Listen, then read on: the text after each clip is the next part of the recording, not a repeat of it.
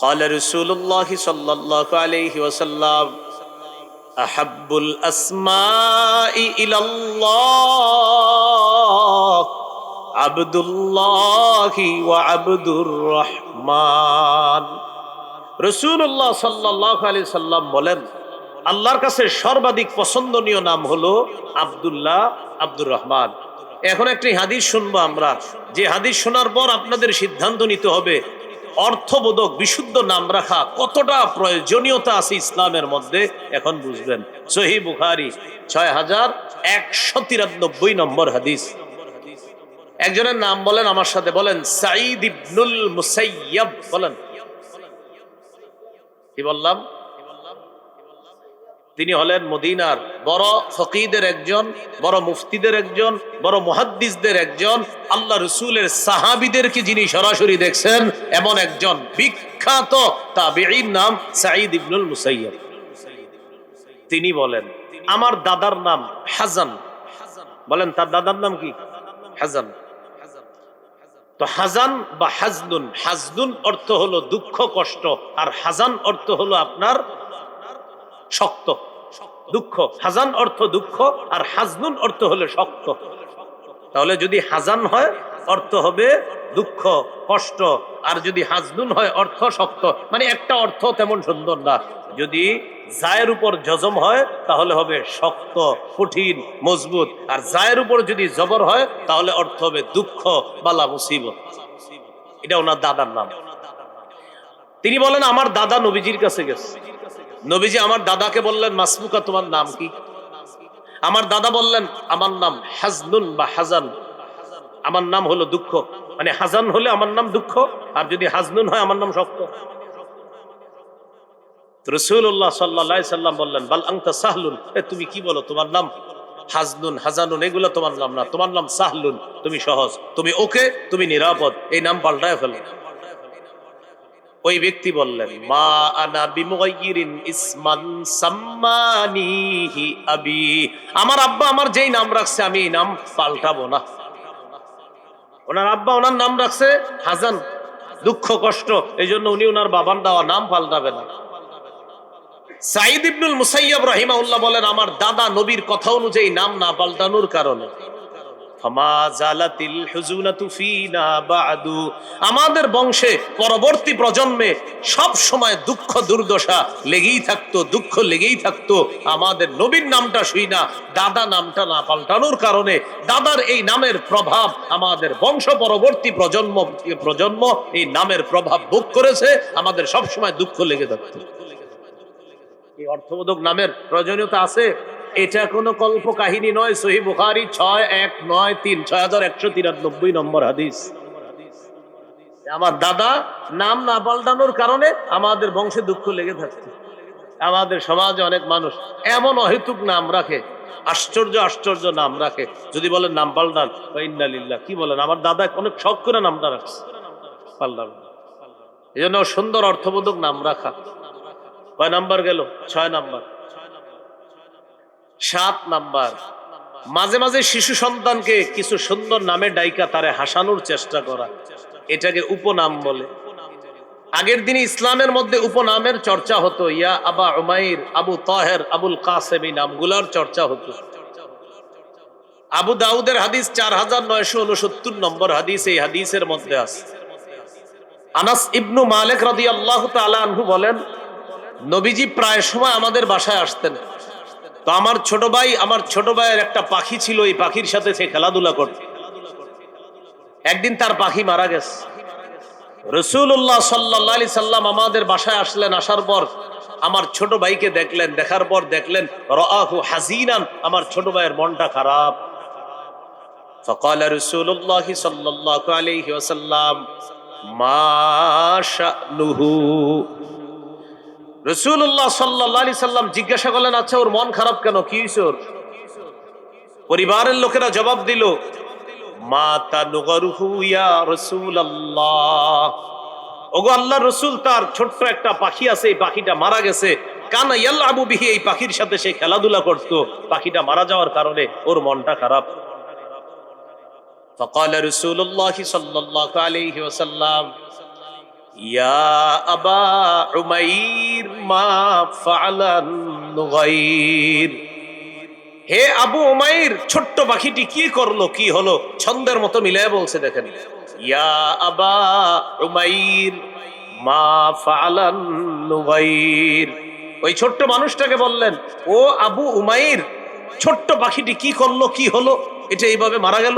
মানে তো তার মন খারাপ, নবী তাকে ছন্দের মতো দুটি বাক্য বললেন, শিশুটার মন খুশি হয়ে গেল। দেখেন কি সুন্দর মতো বলছে, ইয়া আবা উমাইর এক বাক্য, মা ফাআলান নুগাইর আরেক বাক্য। এইভাবে সুন্দরভাবে নবীজি বলার কারণে শিশুটার মন খুশি হয়ে গেল, উৎফুল্ল মন হয়ে গেল। এইভাবে মাঝে মাঝে শিশুদেরকে হাসি দেওয়ার চেষ্টা করা। 8 নাম্বার, শিশু সন্তানকে যখন হাঁটা শিখাবেন, হাঁটা শিখানোর সময় ওর হাঁটুতে যেন বেশি কষ্ট না পায়, এই ব্যাপারে অভিভাবক যথেষ্ট লক্ষ্য রাখতে হবে। আবু দাউদ হাদিসের কিতাব 1109 নম্বর হাদিস, এই হাদিসের মধ্যে আছে, খতবানা রাসূলুল্লাহ সাল্লাল্লাহু আলাইহি ওয়াসাল্লাম فأقبل الحسن والحسين رضي الله تعالى عنهما। নবীজি জুমার নামাজের দিন খুতবা দিতেছে মসজিদের মধ্যে, ইতিমধ্যে হাসান হুসাইন রাদিয়াল্লাহু আনহুমা এই দুইজন মসজিদে প্রবেশ করছে। তারা তখনও ছোট মানুষ। ইয়াসুরানি ওয়া ইয়াকুমান, হাসান হুসাইন বারবার মাটিতে পড়ে যাচ্ছে, আবার দাঁড়ায়, আবার পড়ে যায়, আবার দাঁড়ায়। নবীজি খুতবা বন্ধ করে দিছে, জুমার খুতবা, পৃথিবীর শ্রেষ্ঠ খতিব খুতবা দিতেছিলেন, তিনি খুতবা বন্ধ করে দিলেন।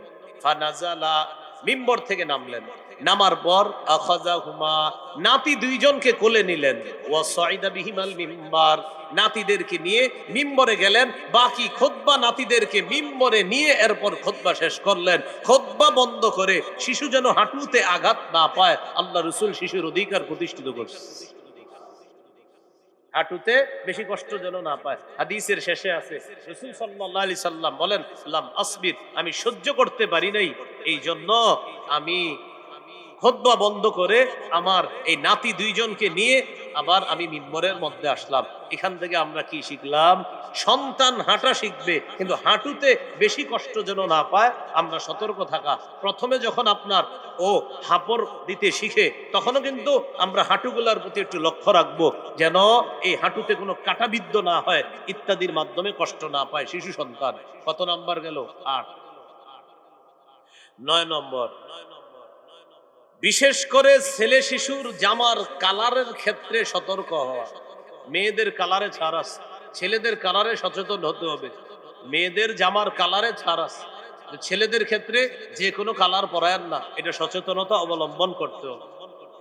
নাসাইর হাদিস, আব্দুল্লাহ ইবনে আমর রাদিয়াল্লাহু তাআলা আনহুমার বর্ণনা, তিনি বলেন, রাআহু রাসূলুল্লাহ সাল্লাল্লাহু আলাইহি ওয়াসাল্লাম ওয়া আলাইহি তাওবানি মুআসফারান।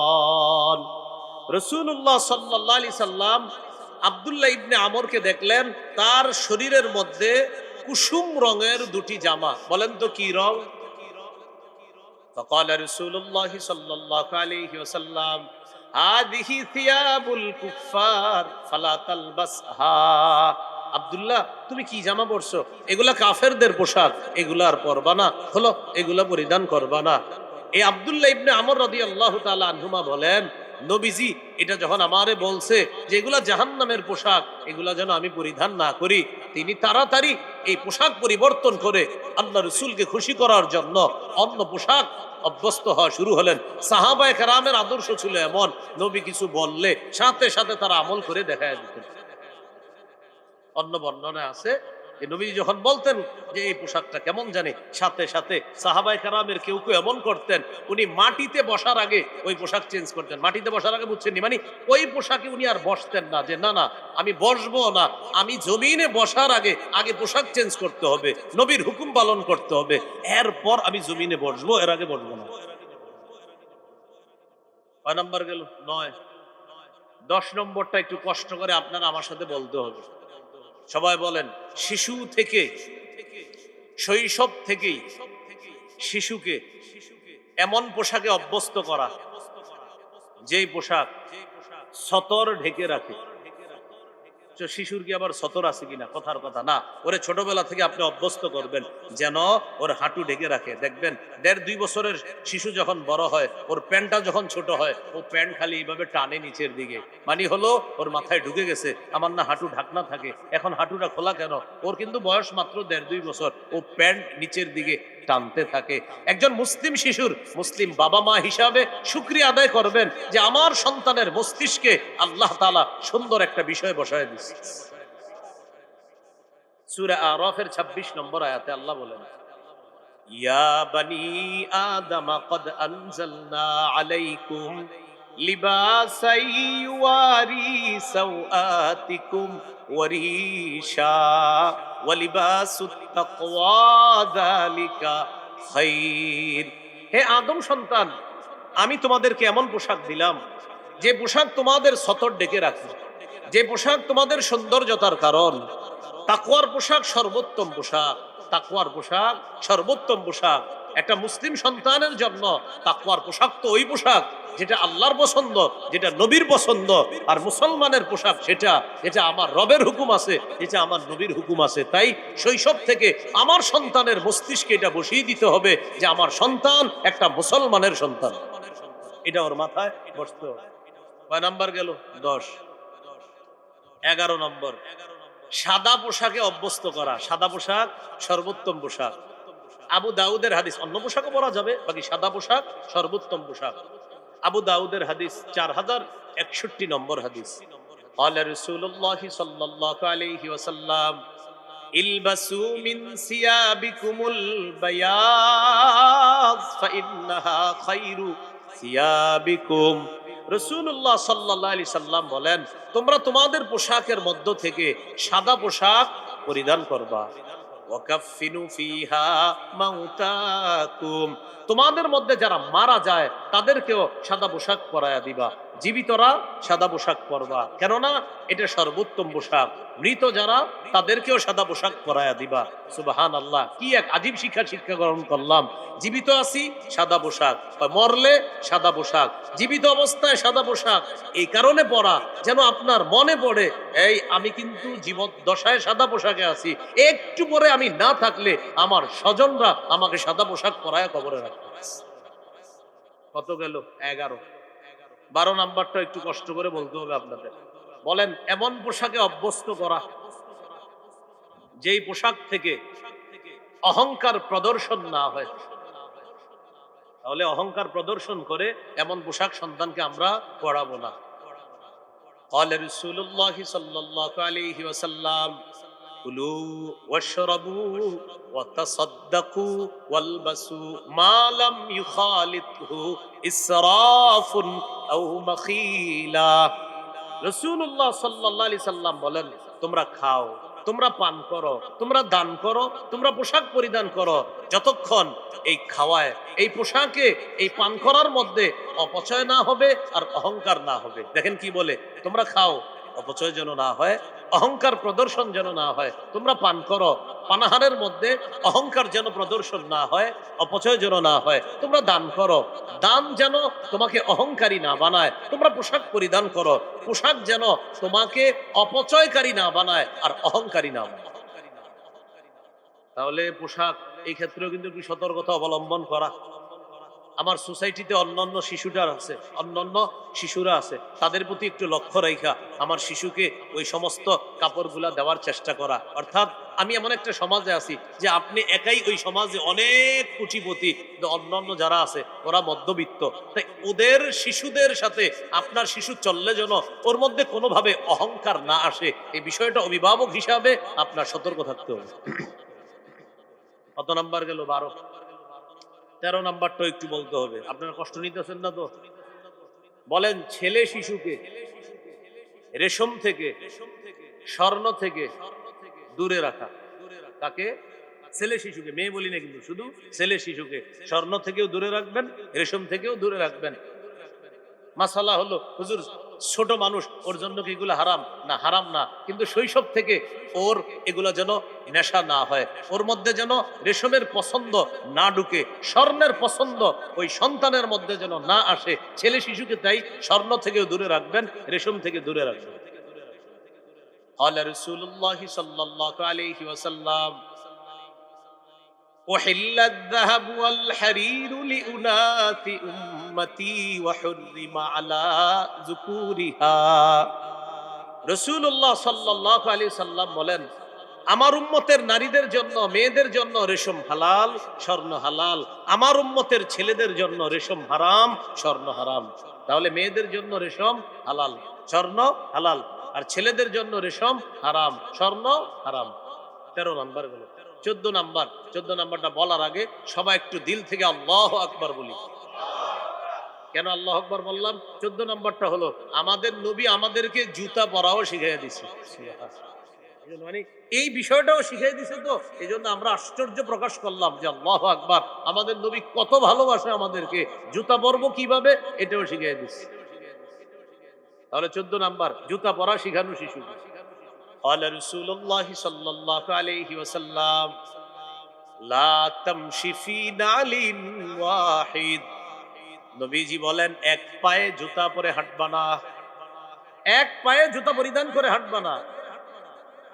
বুখারীর বর্ণনায় আসছে লিউনইলহিমা জামিআ আও লিউহফিহিমা জামিআ, হয়তো দুই পায়ে জুতা রেখে হাঁটবা, না হয় দুই পা খোলা রেখে হাঁটবা। এক পায়ে জুতা রেখে চলবা না, এতে অ্যাক্সিডেন্টের সম্ভাবনা আছে। হয়তো দুই পায়ে জুতা রাখবা, না হয় দুই পা খোলা রাখবা।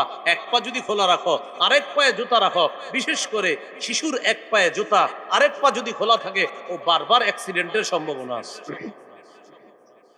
ওয়ালা তাশতামিলিস সাম্মা, নবী বলেন এক কাপড়ে পুরো শরীর ঢাকবা না। মানে আপনার শরীরে আর কোনো কাপড় নাই, একটা দিয়ে পুরো শরীর ঢেকে ফেলছেন। মানে আপনার সামর্থ্য আছে আরো কাপড়ের, তো সামর্থ্য থাকার পরেও এক কাপড়ে পুরো শরীর ঢাকা, এটা নবী নিষেধ করছেন।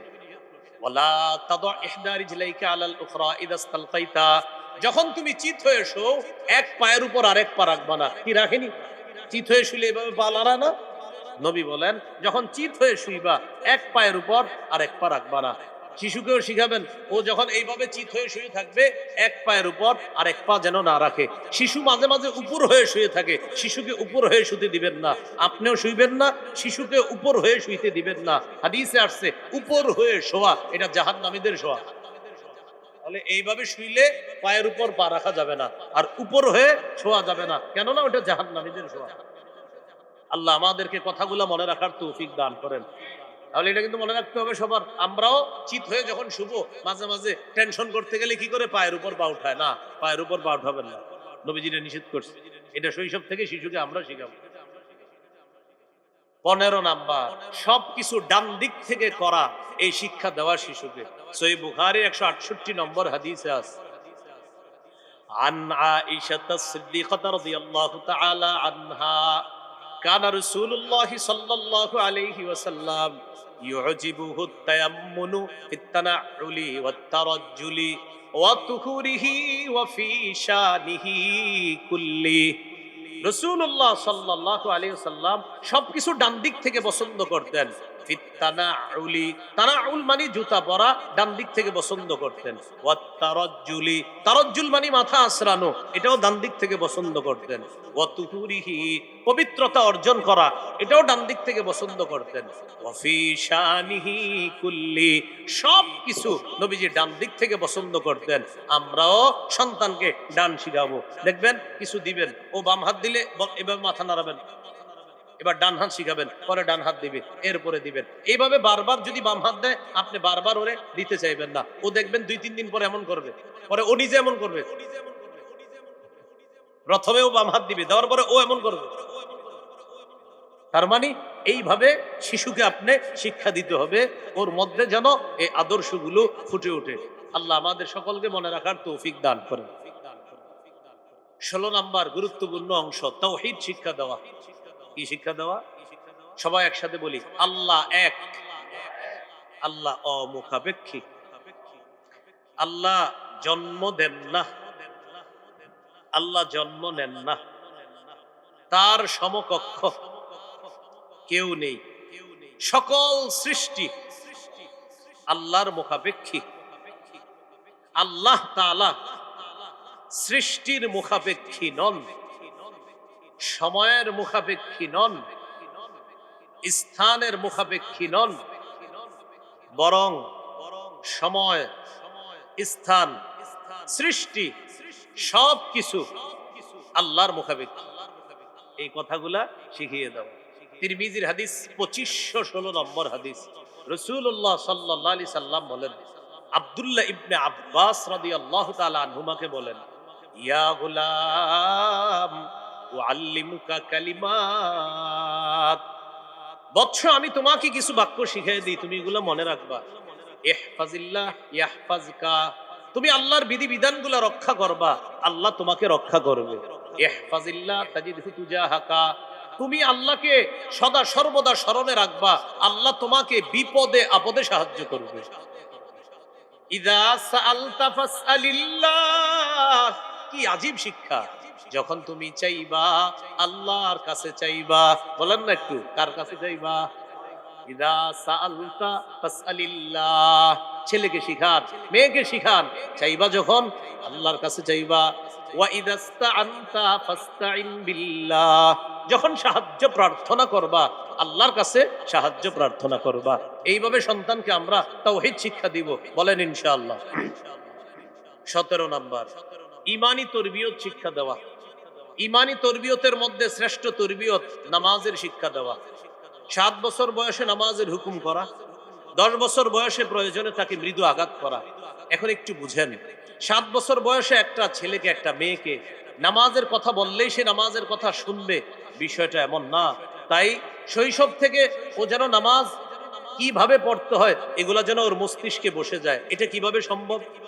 যখন ওর বয়স 1.5-2 বছর হবে, ও যখন দোলনায় দোল খেতে থাকবে, ও যখন ঘুমের মধ্যে থাকবে, মা কি করবে? ওর পাশে সালাতে দাঁড়াবে, নামাজে দাঁড়াবে। মা নামাজ পড়তে থাকবে, হঠাৎ শিশুর চোখ খুলে যেন তাকায়া দেখে মা নামাজ পড়তেছে। হঠাৎ শিশুর মস্তিষ্কে আসবে, আজকে একটু অন্যরকম অবস্থায় আম্মারে দেখতেছি, ঘটনা কি? বাচ্চারা কিন্তু শৈশবের শিক্ষাগুলা ভালোভাবে নেয়। আরবি প্রবাদ আছে, আত-তালিমু ফিস সিগর কান-নাকশি ফিল হাজার, পাথরে খোদাই করা যেমন শৈশবের শিক্ষা তেমন, পাথরে খোদাই যেমন শৈশবের শিক্ষা তেমন। ও দেখে মা নামাজ পড়ে। আপনি বাবা মাঝে মাঝে সুন্নত, নফল, ওয়াজিব নামাজগুলো ঘরে বললেন, আপনি আপনার 1.5-2 বছরের শিশু দেখবেন কি করবে? আপনার পাশে এসে নামাজে দাঁড়ায় যাবে। পরনে কাপড় না থাকলেও মাথায় টুপি একটা নিয়ে দাঁড়ায় যাবে। ছোট মানুষ তো, আপনারা এটা অবশ্য অভিজ্ঞতার শিকার। আপনারা সবাই দেখবেন দাঁড়াইছেন, তোর মাথায় ঢুকছে। আব্বা যখন নামাজ পড়ে মাথায় কি দেয় এটা আলাদা, এটার কিছু একটা আছে। ও মাথায় টুপি একটা দেয়, শরীরে কাপড় নাই, আপনার বাসায় এসে দাঁড়ায় যাবে। এবার আপনার দিকে তাকায়, তাকায় দেখে আপনার মুখ নড়তেছে, ঠোঁট নড়ে, ও এমন করে। এবার আপনি রুকুতে গেলে ও রুকুতে যায়, তুই তো ছোট মানুষ, আপনার দিকে এইভাবে তাকায় দেখে আপনি রুকুতে ঠোঁট নাড়ান, ও ঠোঁট নাড়াইতে থাকে। সালাম ফিরানোর পর যখন আপনি তাসবিহ পড়েন বসে বসে, ও আপনার দিকে তাকায়, তাকায় দেখে আপনি আঙ্গুল এইভাবে নাড়াইতেছেন, আঙ্গুলের করগুলো গনতেছেন, ও এমন করে। সুবহানাল্লাহ। এইভাবে শৈশব থেকে ওর মস্তিষ্কে এটা ঢুকতে হবে, তাহলে 7 বছর বয়সে ওরে নামাজি বানানো একদম সহজ হয়ে যাবে। কারণ ও তো আগে থেকে অভ্যস্ত যে আমি এমন এক ঘরের সন্তান, যেই ঘরে তো এগুলো হয়, এমন এক ঘরের সন্তান, এটা অভ্যস্ত থাকতে হবে।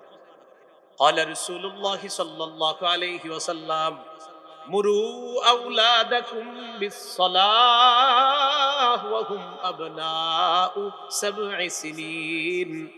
রাসূলুল্লাহ সাল্লাল্লাহু আলাইহি সাল্লাম বলেন, তোমরা তোমাদের সন্তানদেরকে নামাজের হুকুম করো যখন তাদের বয়স 7 হয়।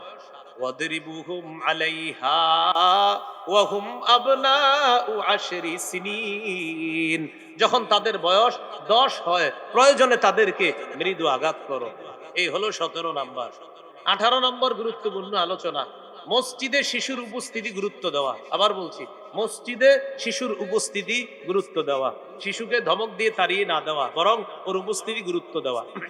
এক্ষেত্রে একটা বুদ্ধি করবেন, মসজিদে শিশু যারা নামাজ পড়তে আসে, 7-8 বছরের সন্তানরা, ওদেরকে একসাথে দাঁড় করাবেন না, একসাথে দাঁড়াইতে দিবেন না। অভিভাবক যারা আছেন, একজনে এক কোনায় দাঁড়াবেন, আরেক অভিভাবক আরেক খাম্বার পাশে দাঁড়াবে, আরেকজন আরেক কোনায় দাঁড়াবে।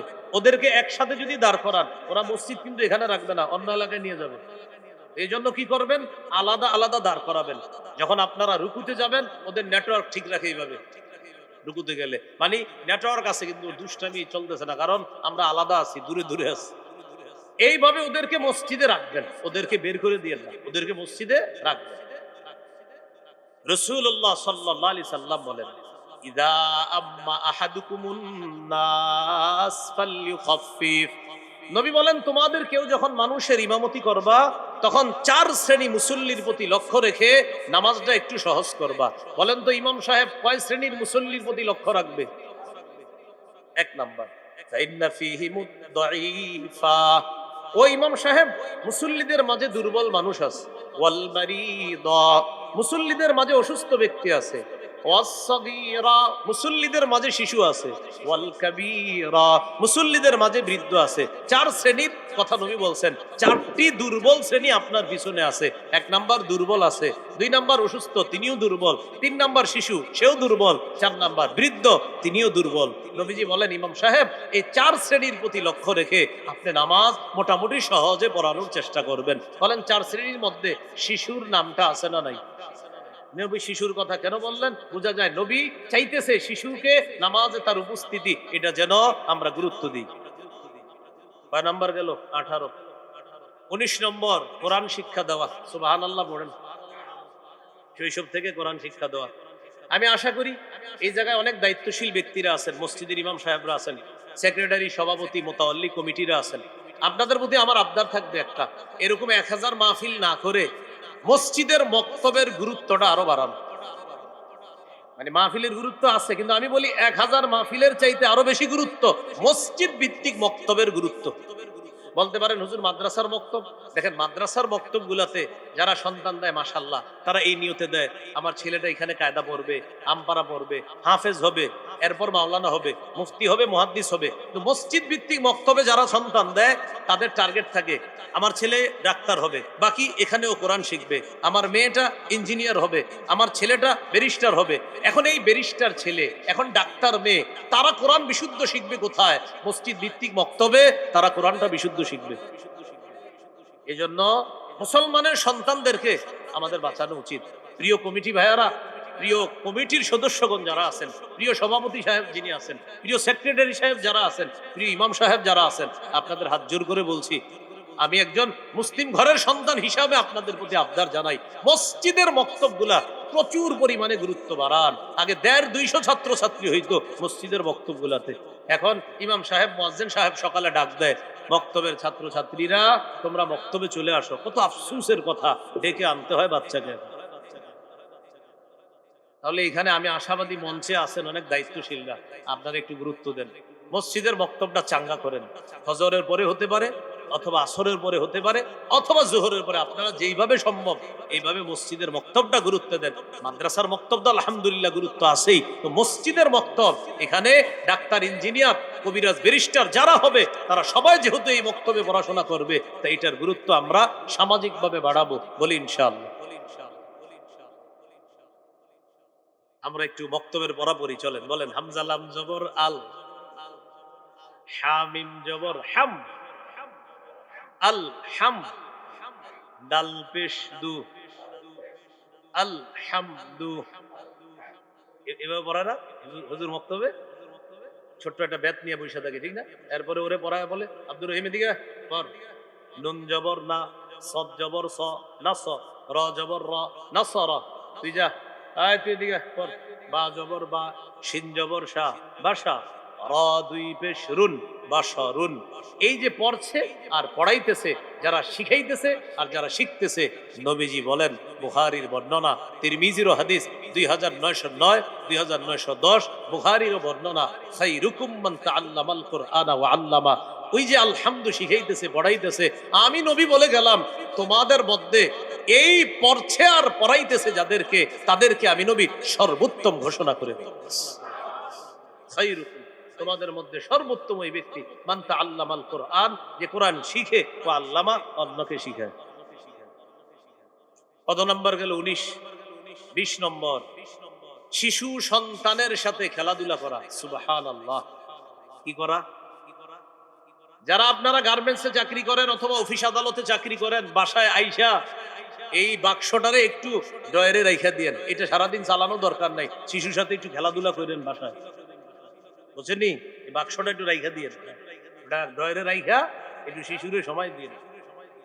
হাদিস শোনানোর পর বুঝবেন কে কার সাথে খেলতেছে। দেখেন হাদিসটা মন দিয়ে শোনেন। ইবনে মাজাহ 144 নম্বর হাদিস। রাসূলুল্লাহ সাল্লাল্লাহু আলাইহি সাল্লাম বের হয়েছে বাসা থেকে, এক সাহাবীর বাসায় দাওয়াতে যাইতেছে। ওয়া হুসাইনুন ইয়ালআবু ফিস সিক্কা, নবীজির নাতি হুসাইন রাদিয়াল্লাহু তাআলা মদিনার গলিতে খেলতেছে। সুবহানাল্লাহ, ছোট মানুষ নাতি খেলতেছে। নবীজি যখন দেখছে হযরত হুসাইন রাদিয়াল্লাহু তাআলা খেলতেছে, নবী সবাইরে সরায়া একদম সামনে গেলেন। যেই মাত্র নাতি তার নানাকে দেখছে, ইয়াফিররু হা হুনা ওয়া ইয়াফিররু হা হুনা, নাতি তার নানাকে দেখা একবার এদিকে পালায় আর একবার এদিকে পালায়, একবার এদিকে পালায় আবার এদিকে পালায়। নবীজিও তার পিছনে পিছনে একবার এদিকে যায় আর একবার এদিকে যায়, ধরতে ধরতে ধরতে পারতেছে না। এবার হাদিসের ভাষ্য দেখেন, ইউলাইবু, আল্লাহ রাসূল খেলতেছে হুসাইনের সাথে, ওয়া ইউদাহিকু, আর নবীজি তার সাথে হাসতেছে, নাতিও হাসতেছে, নানাও হাসতেছে। এক পর্যায়ে নবী ধরে ফেললেন, এক হাত থুতনির নিচে রাখলেন হুসাইনের, আরেক হাত মাথার তালুতে এইভাবে রাখলেন, রেখে বললেন, হুসাইনুন মিন্নি ওয়া আনা মিন হুসাইন, শোনো হুসাইন আমার থেকে, আমি হুসাইনের থেকে। আহাব্বাল্লাহু মান আহাব্বা হুসাইনান, আমার হুসাইনকে যে ভালোবাসলো আল্লাহ তাকে ভালোবাসলো। কে কার সাথে খেলছে চিন্তা করে, হ্যাঁ? তাহলে শিশুর সাথে খেলাধুলা করা কত গেল? 20। আর শেষ করে দেব ইনশাআল্লাহ, আর কিছু শোনেন। 21 নম্বর, শিশু সন্তানকে ভালোবাসা, এটা মাঝে মাঝে প্রকাশ করবেন। আগের বর্ণনা গেছে কোন সাহাবীর ব্যাপারে? হুসাইন। এবার হযরত হাসানের ব্যাপারে একটা হাদিস শোনাই। সুবহানাল্লাহ। সহিহ বুখারী 5884 নম্বর হাদিস। রাসূলুল্লাহ সাল্লাল্লাহু আলাইহি সাল্লাম বাজার থেকে বাসায় আসছে। আসার পর নবীজি বললেন, আইনা লুকা, লুকা কোথায়? বলবেন একটু কষ্ট করে, লুকা বলেন। লুকা, লুকা অর্থ হলো হ্যাংলা পাতলা শিশু, হ্যাংলা পাতলা শিশু। তো নবীজি বলতেছে, আমার হ্যাংলা পাতলা হাসান কোথায়? আইনা লুকা, হ্যাংলা পাতলা হাসান কোথায়? মানে তিনি একটু হ্যাংলা পাতলা ছিলেন। তো হযরত হাসান রাদিয়াল্লাহু তাআলা আনহু দৌড়ে আসছে, ইলতাজামা, নবীজি তাকে জড়ায়া ধরছে, জড়ায়া ধরে বললেন, আল্লাহুম্মা ইন্নী উহিব্বুহু, আল্লাহ আমি হাসানকে খুব ভালোবাসি। ফাআহিব্বা, আল্লাহ আপনিও হাসানকে ভালোবাসেন। ওয়া আহিব্বা মান আহাব্বা, আল্লাহ আমার হাসানকে যে ভালোবাসবে আপনি তাকে ভালোবাসেন। কথাটা দেখেন আবার কি, আল্লাহুম্মা ইন্নী উহিব্বুহু, আল্লাহ আমি হাসানকে ভালোবাসি। ফাআহিব্বা, আপনিও ভালোবাসেন। ওয়া আহিব্বা মান ইউহিব্বু, আমার হাসানকে যে ভালোবাসবে আল্লাহ আপনিও তাকে ভালোবাসেন। এই হাদিসের বর্ণনাকারী সাহাবী আবু হুরায়রা রাদিয়াল্লাহু তাআলা তিনি বলেন, নবীর এই কথা বলার পর, নবী দুনিয়া থেকে বিদায় নেওয়ার পর, হাসানের চেয়ে এত ভালোবাসার মানুষ আমার কাছে আর কেউ ছিল না। আমি হাসানকে সবচেয়ে ভালোবাসতাম আল্লাহর ভালোবাসা পাওয়ার জন্য। কত গেল? 21। 22 নাম্বার, শিশু সন্তানের 22 নাম্বার অধিকার, শিশুকে রানে বসানো, রানে রানে রানে বসায়া আদর করা। আপনার দুটো শিশু সন্তান আছে, একটারে এই রানে বসাবেন আর একটাকে এই রানে বসাবেন। 2 রান কেন বললাম? নবীজির 2 নাতিকে 2 রানে বসাইতেছে। দেখেন, একজনের নবী হয় দাদা, আরেকজনের হয় নানা। সুবহানাল্লাহ। যার দাদা তার নাম হলেন হযরত উসামা ইবনে যায়েদ, পালক পুত্রের ছেলে উসামা। তাহলে সম্পর্কে কি হয়? পালক পুত্রের ছেলে, তো নবীজি কি হবে? দাদা। আর নবীজির মেয়ে ফাতেমা রাদিয়াল্লাহু তাআলা আনহার ছেলে হাসান, তো সম্পর্কে কি হবে? নানা। তো এক নাতিকে বসাইছে এক রানে, আরেক নাতিকে আরেক রানে। এক নাতির নবী হয় দাদা, আরেক নাতির নবী হন নানা। সহিহ বুখারীর 6003 নম্বর হাদিসের বর্ণনা। উসামা ইবনে যায়েদ রাদিয়াল্লাহু তাআলা আনহু বলেন, কানা রাসূলুল্লাহ সাল্লাল্লাহু আলাইহি ওয়াসাল্লাম ইয়াখুযুনি, রাসূলুল্লাহ সাল্লাল্লাহু আলাইহি সাল্লাম আমাকে ধরতেন, ওয়া ইউকঈদুনি আলা ফাখিযিহি ওয়া ইউকঈদুল হাসানা আলা ফাখিযিহিল উখরা। এক রানের মধ্যে আমাকে বসাইতেন, আরেক রানে হাসানকে বসাইতেন। সুম্মা ইয়াজুম্মুহুমা, এরপর তাদের দুইজনকে এইভাবে নবী মিলাইতেন। মিলানোর পর আল্লাহকে বলতেন, আল্লাহুম্মা রহমহুমা ফাইন্নী আরহামুহুমা, আল্লাহ আমি আমার এই 2 নাতিকে খুব মায়া করি, খুব মায়া করি। আল্লাহ আপনিও আমার এই 2 নাতিকে মায়া করেন, দয়া করেন। তাহলে আপনি আপনার 2টা শিশুকে 2 রানে নেবেন, এইভাবে মাঝে মাঝে জড়িয়ে ধরে বলবেন আল্লাহ। যদি আরবিটা পারেন মাশাআল্লাহ ভালো, আল্লাহুম্মা রহমহুমা ফাইন্নী আরহামুহুমা, আল্লাহ আমি আমার এই 2 ছেলে মেয়েকে খুব মায়া করি, মমতা করি, মহব্বত করি। আল্লাহ আমার এই ছেলে মেয়েগুলোকেও আপনি মমতার চাদরে জড়িয়ে নেন, আবদ্ধ করে নেন। আমার সন্তানগুলোকেও আপনি মায়া করেন, দয়া করেন। এই দোয়া শিশুর জন্য করা, রানে বসা। কত গেল? 22। 23 নম্বর, শিশুকে স্নেহ করা। শুধু নিজের শিশু না, অন্যের শিশুকেও স্নেহ করবেন। তিরমিজির হাদিস, 1920 নম্বর হাদিস। আল্লাহ রাসূলুল্লাহ সাল্লাল্লাহু আলাইহি ওয়াসাল্লাম, লাইসা মিন্না মান লাম ইয়ারহাম সগীরানা ওয়া লাম ইয়ারিফ শারাফা কাবীরিনা। রাসূলুল্লাহ সাল্লাল্লাহু আলাইহি সাল্লাম বলেন, যে ব্যক্তি শিশুকে স্নেহ করে না আর বড়কে শ্রদ্ধা করে না, সম্মান করে না, সে আমাদের অন্তর্ভুক্ত না। নিজের শিশুকেও মায়া করবেন, অন্যের শিশুকেও মায়া করবেন। কিছু মানুষ আছে, সে শুধু নিজের শিশুকে মায়া করে, অন্যের শিশুদেরকে দেখলে মেজাজটা খারাপ করে রাখে। দেখবেন এর চেহারার দিকে তাকাইলে মনে হয় এশিয়া মহাদেশ চালায়, আসলে আপনাদের এলাকা চা দোকানের সামনে বসে রয়েছে। ভাবে কি মনে হয়, কি বুঝায়, কি চালায়, আসলে বসে রয়েছে কই। এমন ভাবে থাকে, একটা শিশুর দিকে তাকায়, শিশু ভয় পায়, হেরে দেয়। শিশু দেখলে, তারা দেখলে ভয় পায়। তো আপনি কেন এইভাবে শিশুর সামনে থাকেন? হ্যাঁ, মানে আপনি কে? যার শিশুকে দেখবেন একটা হাসি দিবেন, একটা মুস্কি হাসি দিবেন। এই বাচ্চাকে দেখলে একটা হাসি দিবেন, ওর মন বড় হয়ে যায়। আপনি এমন ভাবে তাকাইলেন ওর দিকে, ও ভয় পায়, এই রাস্তায় আর কোনোদিনই আসে না, ডরে। এটা কেন? এগুলো করবেন না। নিজের শিশুকে যেমন একটু হাসি দেন, অন্যের শিশুকে দেখলেও এমনি আপনার মন খারাপ থাকলেও ওরে একটা হাসি দিবেন, কারণ ও নিষ্পাপ, ও বুঝে না, ওর কোনো গুনাহ নাই, কিচ্ছু বুঝে না। ওরে একটা হাসি দিয়ে খুশি করেন, রব আপনাকে খুশি করে দিবেন। কয় নাম্বার গেল? 23। 24 নম্বর, শিশুকে চুমু দেওয়া। সুবহানাল্লাহ। সহিহ বুখারী, হ্যাঁ, সহিহ বুখারীর 5997 নম্বর হাদিস। আকরা ইবনে হাবিস রাদিয়াল্লাহু তাআলা আনহুর বর্ণনা, তিনি বলেন, ইন্নালি আশারাতাম মিনাল ওয়ালাদ মা ক্বাব্বালতু আহাদাম মিনহুম। নবীর এক সাহাবী নবীকে বলে, হুজুর আমার 10 জন সন্তান, আমি একজনকেও চুমু দেই না। আমার 10 জন সন্তান, আমি একজনকেও চুমু দেই না। নবীজি বলেন, কি বলো তুমি? তোমার ভিতরে দয়া মায়া নাই? মান লা ইয়ারহাম লা ইউরহাম। যে দয়া করে না, তাকে আল্লাহর পক্ষ থেকে দয়া করা হয় না। তুমি যদি তোমার সন্তানকে চুমু না দাও, মায়া না করো, তোমাকে তো মায়া করা হবে না। শিশুকে চুমা দিবা, তোমার সন্তানকে তুমি আদর করবা, তাহলে আল্লাহ তোমাকে দয়া করবে, মায়া করবে। 25 নম্বর, খাবার যখন খাবেন শিশুকে অগ্রাধিকার দেওয়া। একটা ফল খাইতেছেন, একটা ভালো জিনিস খাইতেছেন, শিশুরে একটু দিয়ে নিবেন, পরে আপনি খাইবেন। ও যদি পুরাটা খায়ালায়, খায়ালায়। ও যদি পুরাটা খেয়ে ফেলতে পারে, খেয়ে ফেলুক, আপনার আর দরকার নেই। আর যদি না কিছু খায়া আপনারা দেয়, আলহামদুলিল্লাহ। হাদিসের মধ্যে আসছে, উতিয়া রাসূলুল্লাহ সাল্লাল্লাহু আলাইহি সাল্লাম বিবাকুরাতিল ফাতিহা। গাছের প্রথম ফলটা আল্লাহ রসুলের জন্য হাদিয়া আসতো। গাছের প্রথম ফল উতিয়া রসুল্লাহ নবীজিকে দেওয়া হতো বিবাকুরাতিল ফাতিহা। মনে রাখবেন, বাকুরাতুল ফাকিহা অর্থ হলো গাছের প্রথম ফল।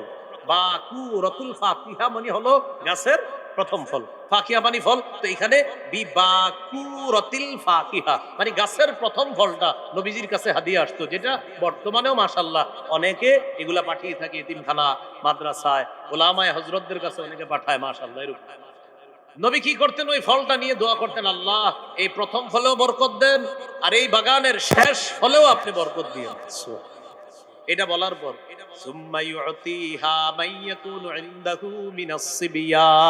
নবীজির পাশে যে শিশু থাকতো, ওই শিশুকে ফলটা দিয়ে দিতেন, নাও তুমি ফলটা খাও। সুবহানাল্লাহ। প্রথমে ফলটা নবীজি নিতেন, নিয়ে দোয়া করতেন, ফলের বাগানের জন্য দোয়া করতেন। এরপরে নবী তার পাশে থাকা শিশুকে দিয়ে দিতেন।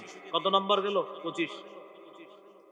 26 নম্বর, এটা আমার সাথে সবাই বলেন, বলেন, ছলে বলে, হাসির ছলেও, মজা করেও শিশুর সাথে মিথ্যা কথা বলা যাবে না। আব্বু এদিকে আসো, মজা দিব, আসার পর মজা দেন নাই, মিথ্যা কথা। আব্বু এদিকে আসো, তোমাকে খেলনা কিনে দিব, দেন নাই খেলনা কিনে, মিথ্যা কথা। শিশুর সাথে মিথ্যা কথা বলা যাবে না। দলিল আবু দাউদ 4991 4991 নম্বর হাদিস। আব্দুল্লাহ ইবনে আমির রাদিয়াল্লাহু তাআলা আনহুর বর্ণনা, তিনি বলেন, দাআতনি রাসূলুল্লাহ সাল্লাল্লাহু আলাইহি ওয়াসাল্লাম, দাআতনি উম্মি ওয়া রাসূলুল্লাহ সাল্লাল্লাহু আলাইহি ওয়াসাল্লাম ফি বাইতি। দাআতনি উম্মি, আমার আম্মা আমারে ডাকছে। নবীজি আমাদের বাসায় ছিলেন, আমার আম্মা আমাকে ডেকে বললেন, তাআল উতিকা, বাবা এদিকে আসো, আমি তোমাকে কিছু দিব। নবীজি আমার আম্মাকে বললেন, মাযা আরাদতি আন তুতিহি, এই তুমি তোমার ছেলেকে কি দিবা? আমার আম্মা জবাব দিলেন, উতিহি তামার, হুজুর আমি আমার ছেলেকে খেজুর দিব। নবীজি বললেন লাউলাম তুআতিহি শাইআ কুতিবাত মিনকা ইনদাল্লাহি কাযিবা, তুমি যদি তোমার সন্তানকে ডাকার পর কিছু না দিতা, তোমার নামে আল্লাহর কাছে একটা মিথ্যা কথা লেখা হয়ে যেত। দলিল আসেনি? আমরা কিন্তু এরকম মিথ্যা কথা বেশি বলি। হ্যাঁ, অনেকে ভাবতেছে হুজুর আপনি এটা কি বললেন, তো এটা হাদিস বললাম। আবু দাউদ 4991 নম্বর হাদিস। নবীজি বলছেন তুমি যদি শিশুকে ডাকার পর ছলে বলে ডাকলা আর কিছু না দিলা, তোমার নামে একটা মিথ্যা কথা লেখা হবে। শিশুকেও ধোকা দেওয়া যাবে না। কত গেল? 26। 27 নম্বর সহিহ বুখারীর বর্ণনা। শিশু সন্তানকে যখন খাবার খাবে, শিশু সন্তান যখন আমাদের কারো সাথে যখন খাবার খাবে, তখন শিশু সন্তানকে খাবার খাওয়ার মাঝে মাঝে ভুল হইলে ভুল ধরিয়ে দেওয়া। এটা হলো 27 নম্বর সহিহ বুখারীর বর্ণনা, 5376 নম্বর হাদিস। এই হাদিসের মধ্যে আসছে ওমর ইবনে আবি সালামা তিনি বলেন আমি নবীজির ঘরে ছিলাম, ছোট মানুষ। কানাত ইয়াদি তাতিশু ফিস সফহা, আমার হাতটা খাবার খাওয়ার সময় প্লেটে খালি চারদিকে যাইতো। মনে করেন এক লোকে খাবার খায়, তো আমার হাত কখনো এখানে যায় কখনো ওখানে যায়। নবীজি আমাকে বললেন ইয়া গোলাম, এ বৎস শোনো, সাম্মিল্লাহ, খাবারের শুরুতে বিসমিল্লাহ বলবা। ওয়াকুল বিয়ামিনিক, ডান হাতে খাইবা। ওয়াকুল মিম্মা ইয়ালিক, তোমার সামনে থেকে খাইবা। দেখেন কত সুন্দর, তিনটা সুন্নাহ একসাথে শিখিয়ে দিল। সাম্মিল্লাহ, শোনো, বিসমিল্লাহ বলে খাইবা। অকুল বিয়ামিনিকা, ডান হাতে খাইবা। অকুল মিম্মা ইয়ালিকা, তোমার সামনে থেকে তুমি খাইবা। কিভাবে শিশুকে কথাগুলো নবীজি শিখাইয়া দিলেন? খাইবা আল্লাহর নাম নিয়া, খাইবা ডান হাতে, তুমি খাবার খাইবা তোমার সামনে থেকে, তুমি এরকম পুরা প্লেটের মধ্যে হাত নাড়াচাড়া করবা না। এইভাবে শিশুকে আপনার ভুল হলে ভুল ধরিয়ে দেওয়া। আরেকটা হাদিস শুনেন, সহিহ বুখারীর বর্ণনা। হাসান রাদিয়াল্লাহু তাআলা একদিন খাবার খাইছে, ছোট মানুষ। কি করছে তিনি? হাসান রাদিয়াল্লাহু তাআলা আখাদাল হাসান তামারাতাম মিন তামরি সাদকা, সদকার একটা খেজুর উনি মুখের মধ্যে দিয়ে দিছে। কিসের? নবী পরিবারের জন্য সদকা খাওয়া হারাম, নবী পরিবারের জন্য সদকা খাওয়া জায়েজ নাই। তো হযরত হাসান ছোট মানুষ, সদকার খেজুর মুখে দিয়ে দিছে। মুখে দেওয়ার পর নবীজি বললেন কিখ কিখ, কি বললেন? কিখ কিখ মানে হলো তাড়াতাড়ি বমির মতো একটা করলেন, তাড়াতাড়ি বের করো বের করো, মুখ থেকে বের করো, এটা বের করো। আমার শারতা আন্না লা নাকুলু সাদাকা, তুমি জানো না আমাদের পরিবার সদকা খাই না আমরা, আমাদের জন্য সদকা হালাল না, এটা জানো না, তাড়াতাড়ি বের করো। কি শিখলাম? শিশু সন্তান আমাদের সাথে যখন খাবার খাবে, খাবার খাওয়ার সময় যদি কোনো ভুল করে তার এই ভুলটা ধরিয়ে দেওয়া। আল্লাহ আমাদেরকে এই কথাগুলা মনে রাখার তৌফিক দান করে। কত নাম্বার গেল? 27 নাম্বার গেল। হ্যাঁ 27। 28 নাম্বার, শিশুর মায়ের মাঝে আর শিশুর মাঝে বিচ্ছেদ না ঘটানো। ঝগড়া লাইগা বলে দিছে তোর ছেলের মুখ দেখবি না, কিন্তু মেয়ের মুখ দেখবি না, শিশুর মারে হুমকি দেয় ঘরের অভিভাবকরা, না এগুলা না বলা।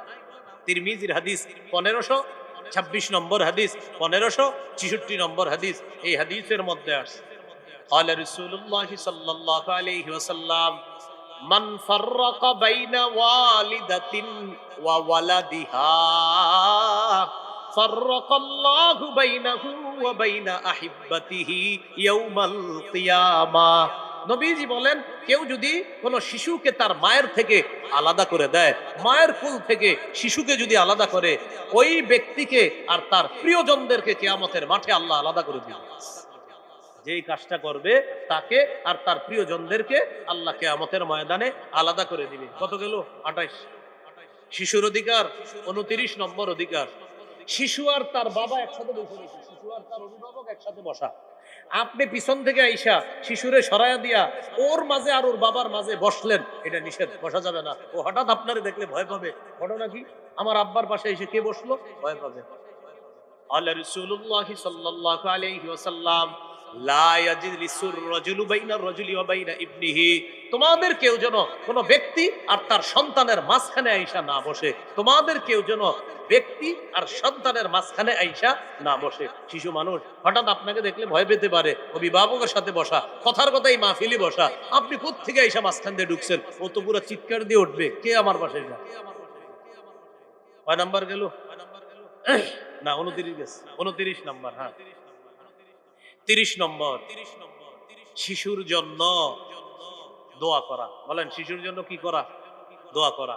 সহিহ বুখারীর বর্ণনা 6344 নম্বর হাদিস। আনাস রাদিয়াল্লাহু তাআলা আনহুর আম্মা নবীজিকে বলেন, খাদিমুকা আনাস ইয়া রাসূলুল্লাহ, হুজুর আপনার খাদেম আনাস, উদউল্লাহ লাহু, হুজুর আনাসের জন্য একটু দোয়া করেন। নবীজি দোয়া করলেন, আল্লাহুম্মা আকসির মালাহু ওয়া ওয়ালাদাহু ওয়া বারিক লাহু ফীমা আ'তাইতাহু। আল্লাহ আনাসের সম্পদ বাড়ায়া দেন, আনাসের সন্তান বাড়ায়া দেন, আর এই সন্তানের সম্পদের মধ্যে আপনি বরকত দান করেন। দোয়াটা দেখেন কি করছে, আল্লাহ আনাসের সম্পদ বাড়ায়া দেন, সন্তান বাড়ায়া দেন, সম্পদ আর সন্তানের মাঝে আপনি বরকত দান করেন। কত নম্বর গেল? 30। 31 নম্বর, সন্তানের জন্য বদদোয়া না করা। আবু দাউদ 1532 নম্বর হাদিস। আল্লাহ রাসূলুল্লাহ সাল্লাল্লাহু আলাইহি ওয়াসাল্লাম, লা তাদউ আলা আনফুসিকুম ওয়ালা আলা আওলাদিকুম ওয়ালা আলা আমওয়ালিকুম ওয়ালা আলা খাদামিকুম ওয়া ফি রিওয়ায়াতিন লা তাদউ আলা আনফুসিকুম ওয়ালা তাদউ আলা আমওয়ালিকুম ওয়ালা তাদউ আলা খাদামিকুম ওয়ালা তাদউ আলা আওলাদিকুম। এই হাদিসে 4টা বদদোয়া করতে আল্লাহ নিষেধ করছে। মানুষ নবীজি সাল্লাল্লাহু আলাইহি সাল্লাম নিষেধ করছে, লা তাদউ আলা আনফুসিকুম, তোমরা নিজেদের বিরুদ্ধে বদদোয়া করো না। মাঝে মাঝে বলে ফেলে, আমি যদি মরে যাইতাম, হ্যাঁ ওই যে বলে ভালো ছিল, মানে বলে আর কি রাখ, ইস মরে গেলে ঠিক হয়ে যেত, গাড়িটা নিচে পড়তাম একদম ভালো হইতো না, এটা বলা যাবে না। তোমরা নিজেদের বিরুদ্ধে বদদোয়া করবে না। 2, ওয়ালা তাদউ আলা আওলাদিকুম, সন্তানের বিরুদ্ধে বদদোয়া করবা না। তুই গাড়ির তলে বইরা মরতে পারলি না, বইলা ফেলে, রাগ হয়ে বইলা ফেলে, এতজন মরে তুই মরতে পারছ না, এইভাবে বদদোয়া করা যাবে না। 3 নাম্বার, ওয়ালা তাদউ আলা খাদামিকুম, চাকর বাকরদের বিরুদ্ধে বদদোয়া করা যাবে না। সুবহানাল্লাহ, চাকরদের বিরুদ্ধে বদদোয়া করা যাবে না। 4, ওয়ালা তাদউ আলা আমওয়ালিকুম, সম্পদের বিরুদ্ধে বদদোয়া করা যাবে না। ইস আমার সম্পদগুলা ধ্বংস হয়ে গেলে ভালো হইতো, তাহলে অন্তত তোর মতো সন্তানটা আমার চেহারা দেখা লাগতো না, এরকম অনেকে বইলা ফেলে আর কি, তোর মতো সন্তানকে দেওয়া লাগতো না, এগুলা না বলা। তাহলে নিজের ধ্বংসের জন্য বদদোয়া না করা, সন্তানের ধ্বংসের জন্য বদদোয়া না করা, খাদেম চাকর বাকরের ধ্বংস আর বদদোয়া না করা, আর নিজের সম্পদ ধ্বংস হওয়া, এই বদদোয়া না করা। কত গেল? 31। 32 নাম্বার, শিশু সন্তানের কোনো কিছু আপনি নিলে ওর অনুমতি লাগবে। আজীব কথা না? আজীব কথা, মানে বুখারীর বর্ণনা 2602 নম্বর হাদিস, 2602 নম্বর হাদিস। কোন কথা কি দলিল ছাড়া হয়েছে এই পর্যন্ত একটা? তার মানে আপনি মনে মনে এটা নেওয়ার সুযোগ নাই, এইটা মনে হয় কেমন জানি না, এটা মনে হয় হাদিস, মনে হয় না, এটা শিউর। শিশু সন্তানের কিছু নিতে হলে বলা, বাবা এটা নেই, আমি মা এটা নেই, হালাল জিনিস হইতেও বাবার, আবার হারাম জিনিস ওর হাতে অনুমতি লাগবে না, ওটা ভেঙে ফেলবেন। বুখারীর 2602 নম্বর হাদিসটা শুনেন। উতিয়া রাসূলুল্লাহ সাল্লাল্লাহু আলাইহি সাল্লাম বিশরাব, আমাদের নবীজির কাছে পানীয় হাদিয়া আসছে। পানীয় মানে ওই যুগে আপনার যেই পানীয় হতে পারে, হয়তো আঙ্গুরের কোন নিংড়ানো রস নিয়ে আসছে নবীর কাছে, অথবা কোনো ফলের রস নবীর কাছে হাদিয়া আসছে। তো নবীজির কাছে যখন এই পানিটা আসছে, ওয়া আন ইয়ামিনিহি গোলাম ওয়া আন ইয়াসারিহি আশিয়াখ, এবার বুঝেন, নবীর ডান পাশে ছিল একজন শিশু আর বাম পাশে ছিল অনেক বয়স্ক মানুষ। তাহলে এক পাশে শিশু আর এক পাশে বয়স্ক মানুষ। তো যখন নাকি নবীজির কাছে হাদিয়া আসছে, নবীজির অভ্যাস ছিল এমন, নবী যখন কোনো কিছু পান করতেন, খাইতেন, সাথে যারা থাকতো তাদের সবাইকে আল্লাহ রাসূল দিতেন। তো নবীর কাছে পানি আসছে, ফাশারিবা, নবী পানি পান করছে। বলেন তো কে পানি পান করছে? তাহলে ঠোঁট লাগছে কার? সুবহানাল্লাহ। এবার নবী ওই শিশুকে বললেন, শোনো, তুমি তো ছোট্ট মানুষ, এখানে এখন অধিকার তোমার, এই পানীয় পান করার অধিকার তোমার। ইন আজিনতালি, তুমি যদি আমারে অনুমতি দাও, আতাইতু হাউলা, তোমার চেয়ে বয়স্ক বড়রা আছে, তাহলে আমি তাদেরকে এটা দিতে পারি, তুমি অনুমতি দিলে। শিশু কি বললেন জানেন? মা কুনতুলি উসিরা বিনাসিবিকা মিনকা ইয়া রাসূলুল্লাহ আহাদান, ওগো আল্লাহর নবী, আপনার মুখে লাগা অংশ আমি কাউরে দিতে রাজি না। তুমি অনুমতি দিলে মুরব্বিদেরকে আমি এটা দিয়ে দিই। নবীজি বললেন, জি না হুজুর, আমি অনুমতি দিব না। কেন? আপনার অংশ যেটা, এটা আমি কাউরে দিতে পারি না, এটা আমি কাউরে দিব না, এটা আমি পান। সুবহানাল্লাহ। এখান থেকে শিখলাম, শিশু থেকে নবীজি কিভাবে বলে দেখেন, ইন আযিনতালি, তুমি যদি অনুমতি দাও আমাকে, আতাইতু হাউলা, তাহলে পানীয়টা এই মুরব্বী মানুষ এখানে তাদেরকে দেই। ওই শিশু বললেন, মা কুনতু উসিরা বিনাসিবিকা মিনকা, আপনার লাগা অংশ, আপনার মুখের ছোঁয়া অংশ, এটা আমি কাউকে প্রাধান্য দিতে পারি না, এটা আমি আমারই প্রাধান্য দিতে পারি, আমি আর কাউকে দিব না, এটা আমি পান করব। সুবহানাল্লাহ। কত গেল বলেন? 32। 32 দুগুণে কত বলে না, কত? আরো আছে 32টা। ওই 32টা আমার কিতাবটা যাদের কাছে আছে ওখানে পড়ে নিবেন।